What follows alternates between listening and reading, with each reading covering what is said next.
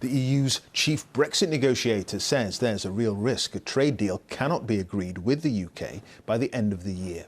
After the latest round of negotiations in London, Michel Barnier said the two sides were still far away, with a major sticking point being the access of EU fishing boats to British waters. The government has confirmed there is considerable divide between Number 10 and Brussels, but they're committed to more talks through August and September. Our chief political correspondent Vicki Young has the very latest. The days of noisy protests, the anger, the jubilation seem a long time ago. We've left the EU, but the changes won't come until the end of the year. After another round of talks in London, the EU's chief negotiator wasn't exactly upbeat. This week again, the UK did not show a willingness to break the deadlock. By its current refusal to commit the condition of open and fair competition and to a balanced agreement on fishery, the UK makes a trade agreement at this point unlikely. There are small signs of progress towards a Brexit trade deal. The structure of the agreement will now be simpler after the UK dropped demands for several separate deals.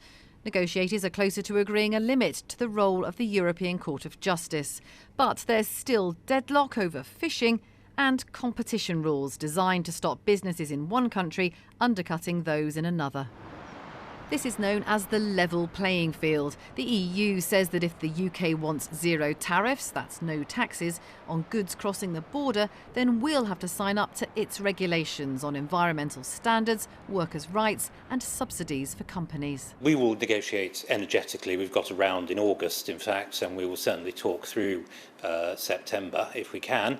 We will have to see what can be done. Obviously, we must prepare for every outcome. And it is possible that we won't reach agreement, but we're going to work very energetically to try to do so.